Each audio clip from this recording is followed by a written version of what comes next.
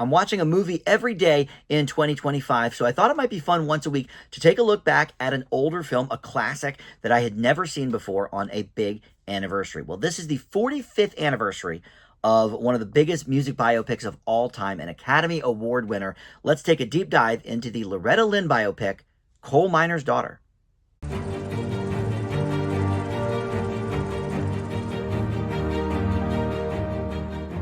Hey guys, Dan here. This is Dan Reviews It. Welcome to my movie review for Coal Miner's Daughter. This is the 45th anniversary of the film, and as a fan of music biopics, I should have seen this by now, but for whatever reason, it got past me. I'm not the biggest country music fan. I will start there, but I will tell you who actually got me a little more into Loretta Lynn, or at least more familiar with her music, is Jack White.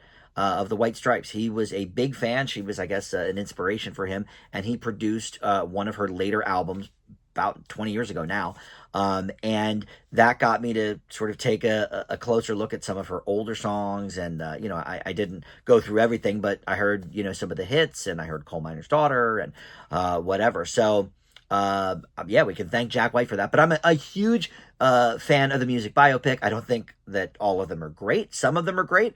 Some of them are okay. Some of them are terrible, like any genre. But this is regarded as kind of the gold standard for music biopics. Obviously, there's a lot more these days, last, 10 or 15 years. But back then, maybe not as much. This was a bit of an anomaly, but an Academy Award winner out of 7 nominations. Sissy Spacek won Best Actress for portraying Miss Loretta Lynn. We'll get into all this here in just a second. First, though, let me welcome you back to the channel. If you are a Dan Reviews It subscriber already, you probably know that I do mostly newer stuff, new TV shows, new movies, but with this 2025 project of going through a movie every single day and watching an older one, I thought, well, not only am I going to watch an older one, but yeah, let's make a video so I can talk about it and take a closer look at some of the background stuff with the movie.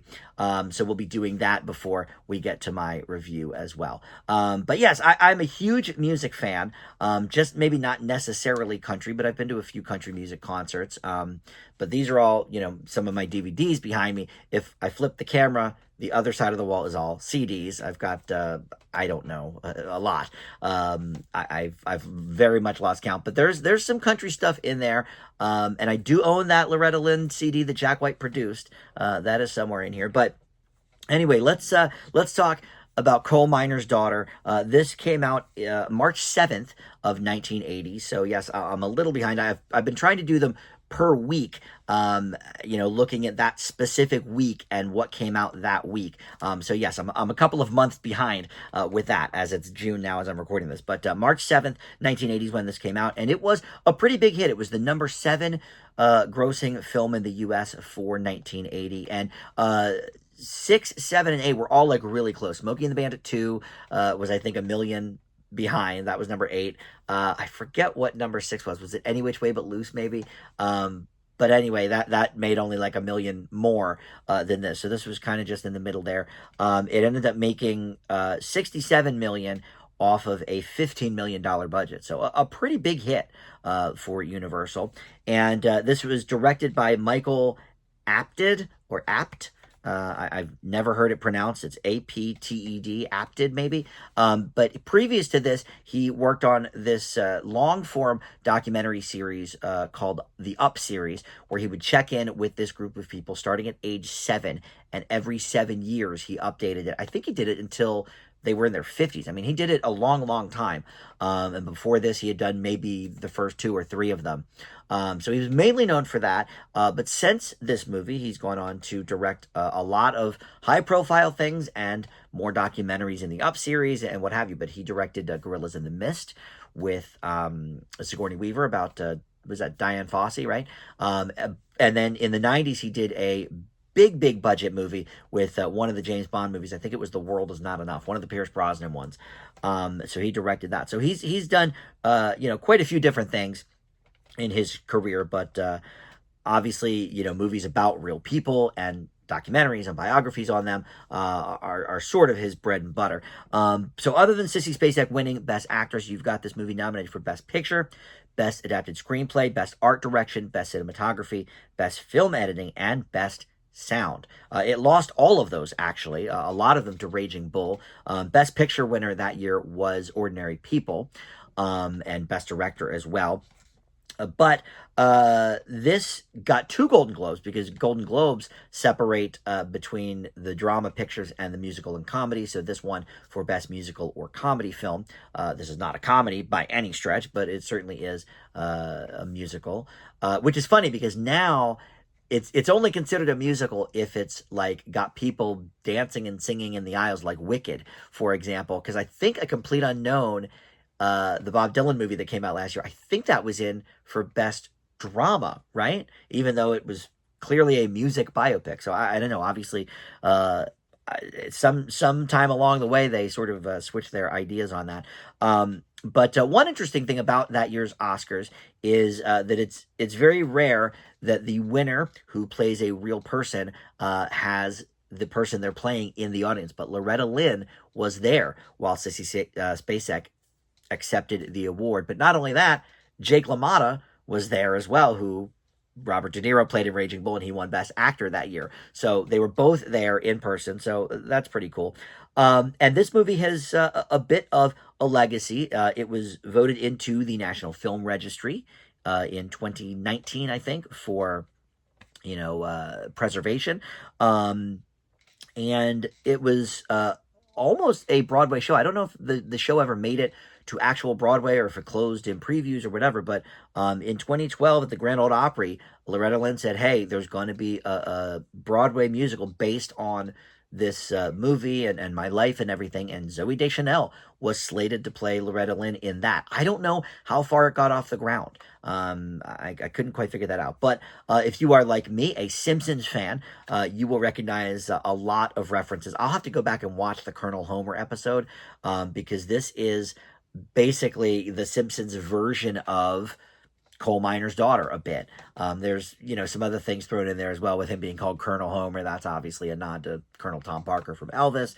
But in any event, the Lurleen Lumpkin episode, and they've actually done a couple of them, but the original one was kind of based a little bit on this movie. So I'm sure there's references I didn't get, never having seen the movie. But interesting that Beverly D'Angelo portrays Lurleen Lumpkin in those Simpsons episodes, and Beverly D'Angelo is in this movie as well. It's a minor role, but a very, very memorable one as real-life singer Patsy Cline, an early role for Beverly D'Angelo. So that's pretty interesting.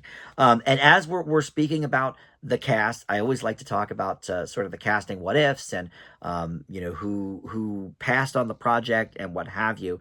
And we'll get to Spacek in a second because she really did not want to play Loretta Lynn initially. She wanted to pass on the film altogether. But Harrison Ford was approached to, and actually was originally cast, I guess he accepted, for the Tommy Lee Jones role, which is Loretta Lynn's husband. And of course, Harrison Ford and Tommy Lee Jones went on to do The Fugitive together in the 90s. But what is so interesting about this, Harrison Ford, this is now, I've only done, I think maybe 9 or 10 of these anniversary movie videos.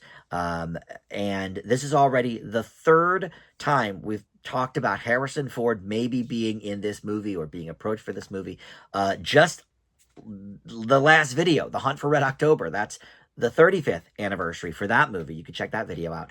And Harrison Ford was originally approached to be Jack Ryan, and that did not work out. It went to Alec Baldwin, but of course Harrison Ford went on to play the Jack Ryan character in subsequent films.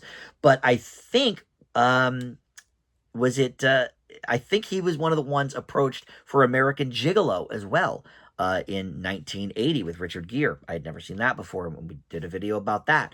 I think him and John Travolta were sort of in the running for that role that went to Richard Gere. So Harrison Ford, really an in-demand actor for a lot of these movies that we're talking about here. But yeah, Sissy Spacek did not necessarily want the role at first, but Loretta Lynn actually pushed for her once the studio kind of made it known that they wanted her. She saw a picture of Spacek, wasn't familiar with her work, but was like, you know what, she does kind of look a little bit like me. Let's give it a try. And Spacek even tried to dissuade the producers of the film by saying, you know what, I'm going to do my own singing, and it'll be great. but in the back of her mind, hoping that they would say, "Oh, what are you, crazy? We're just going to have you sing to a track or whatever." But Loretta Lynn even pushed that idea and was like, "Yeah, let's give the gal a shot." So she ended up sort of asking for a sign to do this film, I guess, asking God or whatever. So she went for a drive with her husband. They were listening to this classical music station that I guess flipped over to a country format at, in the evening or whatever. And so when they got back in the car, Coal Miner's Daughter was on the radio. And they were like, "Well, okay, that's the sign. You got to take this role."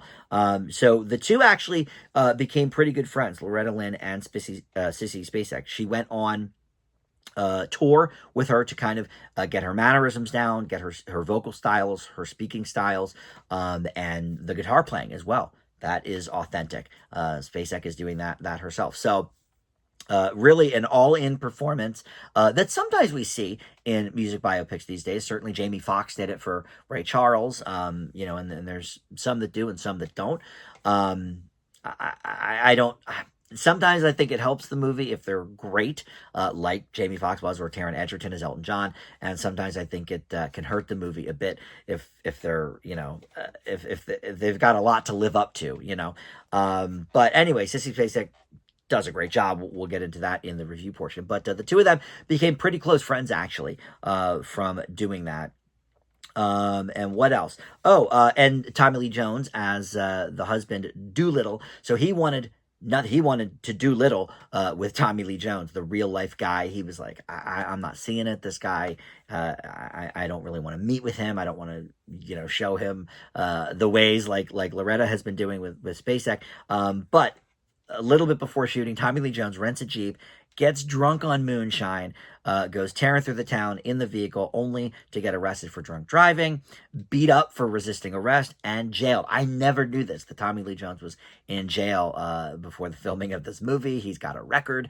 And after that, Doolittle was like, okay, this guy can hang. I mad respect for him. And I'm not sure if that was Tommy Lee Jones's point. Maybe he was trying to get Doolittle's attention so they could at least sit and have a conversation or whatever. I don't know. But all right, so that's enough of the background here. Let's talk about the movie itself. So it is, the life story of Loretta Lynn. Obviously, we've been talking about that. And this is based on a book that she wrote in 1976 of the same name, and obviously based on the name of one of her big hits. But we start here when Loretta is very young, at age 12 or 13. And what's crazy about the Spacek character is she convincingly plays this person from a young teenage girl into, her, I don't know when it ends specifically, maybe her late 30s, mid 30s, but she does it all. I mean, it's all Sissy Spacek. They don't have another actress play like the young version. Nope. She's doing it herself. Now, of course, kids certainly aged differently back then, living hard lives, working, their daddy's working on the coal mine and whatever, not a lot to eat sometimes. So yeah, they pull it off with, some makeup and stuff, but a lot of it is in that performance, and she does very well. So what sets this apart, I think, for almost every music biopic, certainly the ones that I've seen, and I think why this sort of stands out as the shining example of this is what a music biopic should be, is that a lot of this does not have to do with Loretta Lynn's music. In fact, the first almost entire half of the movie is just about her upbringing, her very young marriage. Now, they say she got married at 13 in the movie. That is factually incorrect, and that was not discovered till just years ago, but years and years after this movie was made. I don't know who did the digging, but it turned out she got married at 15. But this was a sort of backstory that Lynn had always spun herself. She put it in her biography, and she always talked about it in talk shows that she got married at 13. Turns out that wasn't really the case. It was more like 15 or 16. But in any event, and 15 was the legal age in that state. I think it's Kentucky. And so it's the difference sort of between a very illegal marriage and a legal one. But in any event, we want to spin that story. And so as it was in the biography. The biopic does the same, and so Spacek is, or Lynn rather, is 13 when she gets married, and it's about her raising a family. It's about her father, played by singer Levon Helm of the band called The Band. He played the father, and she like could not get over when she saw Levon Helm in the makeup and everything. Loretta Lynn couldn't. She was like, "This is my daddy." So another great performance. Spacek was the only one singled out of the Oscars for her performance. And granted, I have not seen a lot of 1980 films, so I don't know. Maybe the other performances were better, but I thought Levon Helm and Beverly D'Angelo specifically were phenomenal. Tommy Lee Jones is very good. I don't think award worthy good, but D'Angelo and Helm, man, they nailed these performances. I mean, I don't know much about the history of the characters, but Patsy Cline, of course, played by Beverly D'Angelo. She's a very famous singer from that era as well. She sings the song Crazy. So anyway, the first half is all about her upbringing, her marriage, all these kids that she's now taking care of. She's now the acting mother for. And, her daddy coming home from the coal mines and all of this. And then, slowly we sort of get, in the middle of the picture, we start getting, okay, let's, take this gal out to radio shows and, town fairs and stuff and let her sing and open mic nights and that kind of stuff. And then, the latter half is more about her music career. And then we sort of fast forward a big chunk of that, to when she's actually on stage. And I guess it ends, I don't know, 1970 maybe? Is that true? That's just sort of the final scene though. Yeah, 1970. But really, most of it takes place in the mid 40s to like 1960-ish. And then we sort of flash forward through a lot of the career. And that's what sets this movie apart, I think, from a lot of the other music biopics, even ones with great performances, like your Jamie Foxx as Ray Charles, for example. It's mostly about, okay, the first 5 or 10 minutes is like set up, the childhood, whatever. Oh, he's blind. And then the vast majority of the picture is his music and how he did on the charts and the ups and the downs of that. But, Loretta Lynn's story has a lot more to do with what her upbringing was like. And so I think it was a very wise choice. This was written by, let's see here, Tom Rickman. I don't think he's related to Alan Rickman at all, but I don't know what else he's ever really done. But he got nominated for writing this. He did Everybody's All-American, Tuesdays with Morrie, the TV film from 1999 based on the book. Okay. Truman in 1995. That's not the Truman Show. Okay, that's a TV movie with Gary Sinise as Truman. I guess I vaguely remember that. Okay, so he wrote that. But anyway, so well, there you go. Another person that deals largely with factual pictures, I guess, if he's doing a movie about Truman.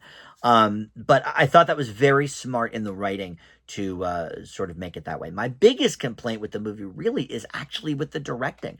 I think the directing is just kind of flat.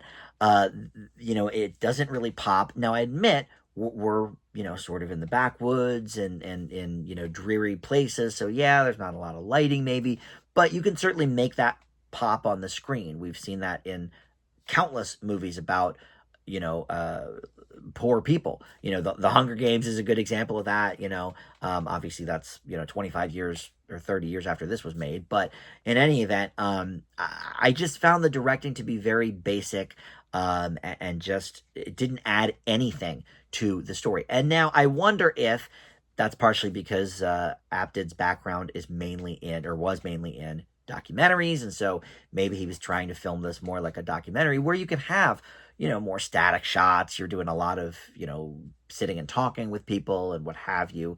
So maybe that was it. That's my biggest complaint about the film, but the performances really stand out, and this definitely stands out among the great biopics that I've ever seen. Now obviously I have more of a knowledge of people like Whitney Houston or Freddie Mercury or Elton John, some of the recent music biopics we've seen, much more than I do about Loretta Lynn.